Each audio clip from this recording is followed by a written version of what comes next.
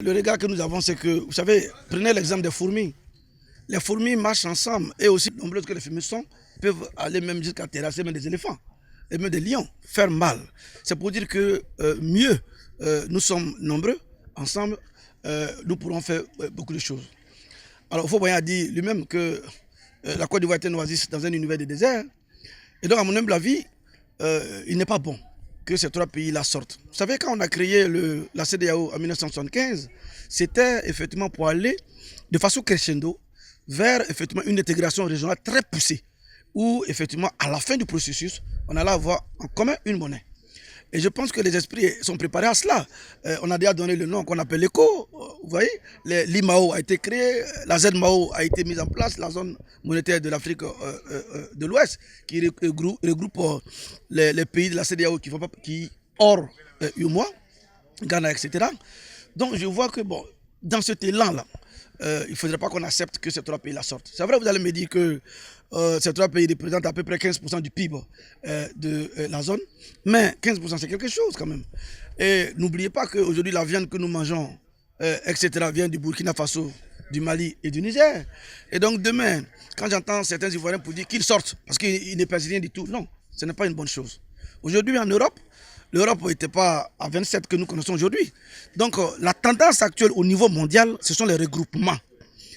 Regroupements.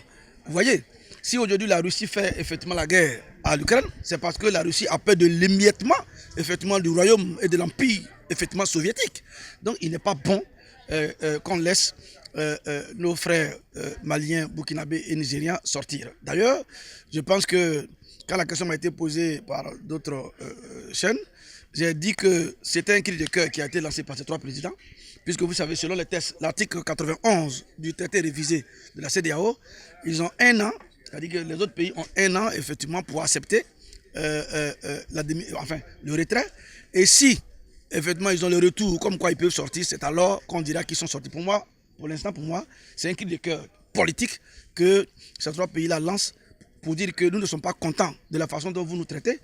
Parce que parfois en Afrique, à mon humble avis, on a une fâcheuse idée de concevoir les choses. Une mauvaise façon d'ailleurs, c'est de ne pas traiter les causes des problèmes et les conséquences. Et donc là, aujourd'hui, voilà des pays qui sont en guerre, voilà des pays qui subissent effectivement les affres du terrorisme. Or, dans un passé lointain, même proche même d'ailleurs, nous avons vu qu'il y avait une force militaire qu'on appelait le Comog. Mais les Comog, on prend les Comog pour aller faire peut-être pour aller chasser un président qui est au pouvoir, mais on ne prend pas les Comog pour aller chasser des terroristes qui sont en train de tuer les populations des pays frères. Vous voyez que là, c'est un déficit d'intelligence de la part effectivement de cette organisation. Et je pense que ce n'est pas une bonne chose de traiter les Maliens, les Burkinabés, les Nigériens de la sorte, parce que ce sont des pays qui souffrent, ce sont des populations qui souffrent. Voyez-vous.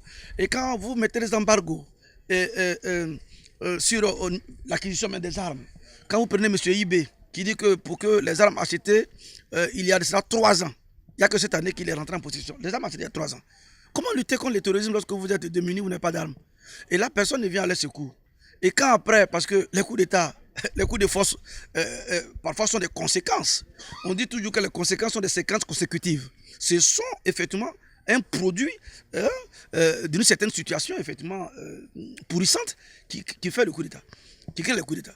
Donc je pense que ce n'est pas une bonne chose que nos frères sortent. Il faut que les présidents de la CEDEAO fassent tout pour régler cette affaire. Et régler cette affaire, c'est de comprendre que ces pays-là, ces présidents militaires-là sont là parce qu'il y a eu des soucis qui n'ont pas été réglés. Et puis bon, enlever déjà les sanctions pour ne pas qu'ils partent. Parce que s'ils partent, la prochaine étape, lorsque la question m'a été posée, c'est la création de leur monnaie. Et s'ils créent leur monnaie, nous avons eu vent que d'autres pays, même, dont vous ne soupçonnez même pas, ont en idée aussi de sortir. Vous comprenez?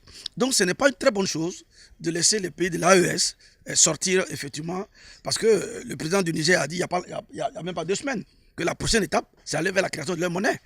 Et ils peuvent le faire, et ils en ont les moyens, ils ont les soutiens. La Russie est là, l'Iran est là, la Turquie est là, la Chine, même la Corée du Nord. Donc c'est des choses sur lesquelles il ne faut pas lésiner, parce qu'en disant, ouais, bon, est-ce qu'ils auront la technicité? Non. Le président, si vous avez écouté le premier ministre du Burkina Faso, il a dit que des experts et non des moindres dans ces pays réfléchissent sur ces questions depuis des mois.